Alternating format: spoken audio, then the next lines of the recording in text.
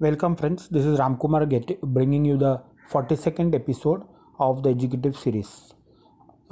First we'll talk about the disclaimer. I'm currently not registered with any regulator in India like RBI, SEBI, etc. Remaining part of the disclaimer you can read at leisure in the screen in front of you. In this episode we'll talk about the commentary on the IPO or the summarization of the IPO of Kaytex Fabrics Ltd. A little bit about the issue. The anchor investors can issue on the 28th of July 2025, while for normal public or general public it is from 29 July 2025 to 31st July 2025. The minimum application size is 1600 shares in terms of allotment.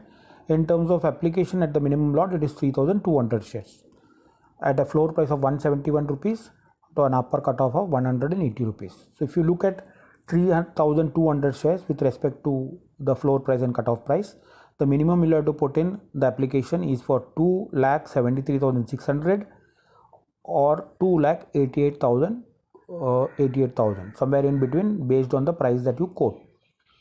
This is a 100% book building issue, and the issue is for 38,78,400 shares of rupees 10 each. There is no employee reservation here. Now we'll talk about the financials for the year 23, 24 and 25. So in terms of revenue, it is 99 crores followed by 124 crores followed by 152 crores. So if you look at the year 23 and 25, there is an increase of 54% between the two. If you look at the profit, it is 5.6 crores followed by 11 crores followed by 16 crores.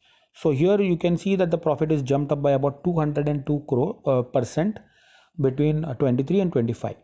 If you look at the profit vis-a-vis the revenue in terms of percentage, it is 5% followed by 9% followed by 11%. To that extent, the profit has increased substantially in terms of percentage terms.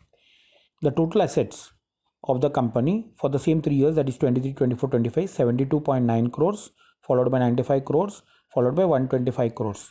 So here in terms of asset increase, you can see that the asset has increased by about 71%.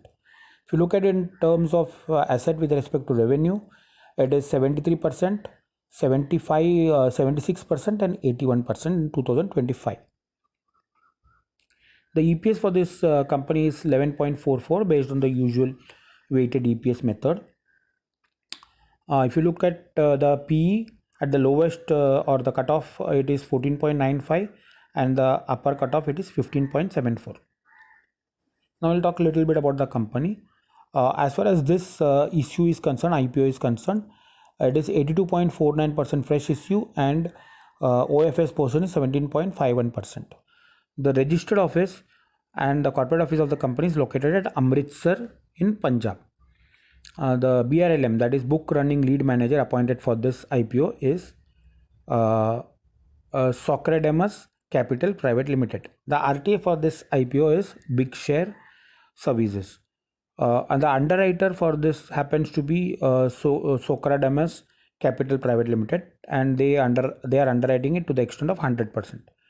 The market maker is Gretex Share Broking Limited, and this after allotment will be listed in the SME segment of NSE. Now I'll talk a little bit about the company more. It was founded in 1996. The current MD of this company is Mr. Sanjeev Khandari. The company is in the business of digital textile printing mainly and associated services.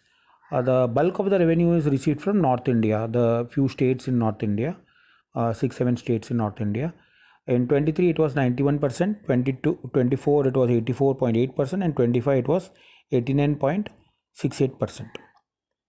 Also the company claims that the sales of this of the products of this company is seasonal.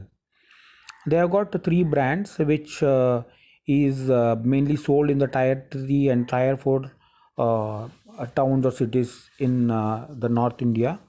So these 3 brands are Russia, Kaytex and Darbare Khas.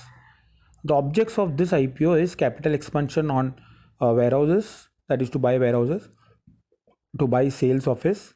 Advanced processing system will be used for ensuring that they are able to do designing better. Then working capital, as this company requires high working capital because of the business they are in, and general corporate purposes. The monitoring agency appointed by this company for overseeing the usage of IPO funds so received is Informatics Valuation and Rating Limited. There are about few litigations in the company amounting to 39 lakhs.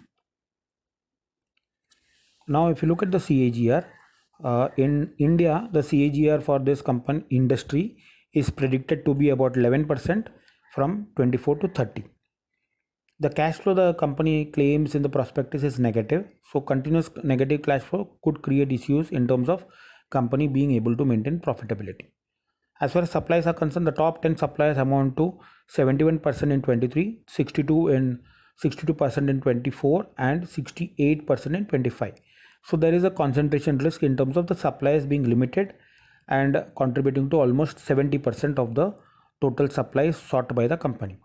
As far as customers are concerned, the company mainly does business through distributors. The distributors contribute to 35% in 23, 25% in 45% in 24, and 41% in 25. The top 15 distributors together contribute to 51% in 23, 45% in 24, and 49% in 25. So you can see that the top 15 distributors contribute almost 50% of the business. To that extent, they are heavily dependent on the ability of the distributor to do the business for the company. As far as capacity utilization is concerned, they operated at 53.5% in 23, 80% in 24, and 69% in 25. To that extent, they have got a lot of scope for expanding and ensuring that they are able to use the capacity to the fullest so that they can increase the sales. In terms of lease, rent, and owned property, most properties are owned by the company except for few which are leased. There have been no ratings done for the debts that they have taken from the banks or other such entities or agencies. Now we'll look at the operations. As was mentioned little earlier, high amount of working capital is required. Further, the company, since it's in the fashion industry, they have to, and in the cloth industry, they have to be quick in changing the designs and other such things that they are offering. Else, they may be finding themselves out of operations because people may choose some other company's product over their product. So they have to be on their toes all the time. Quality also matters a lot, and quality check is very important, as otherwise there could be issues with respect to return of articles sold by the company. And added to this would be reputation damage. Since they are talking about those three brands, there could be issues with respect to saleability of these brands. Earlier issuances, if you see, that is for the last year, they have issued a bonus of 2 shares for every share held. On 4th of September 2024. In terms of agreement, there are no long-term agreements either signed either with the suppliers or with the customers.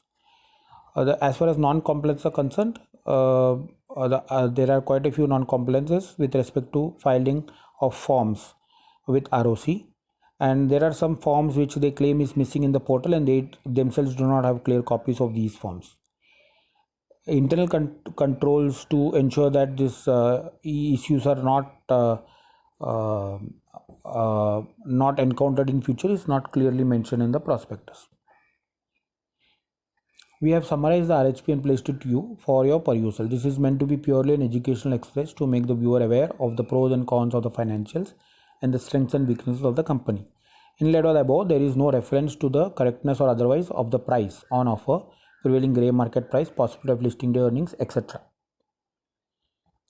Should you find this video informative and educative, kindly pass it on to your friends and relatives. Please press on the like button and subscribe to this channel.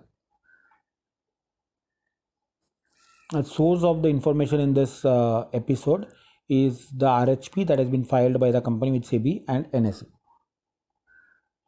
Should you have any doubts, queries or suggestions, kindly contact me at ramkbharosay@gmail.com. Thank you.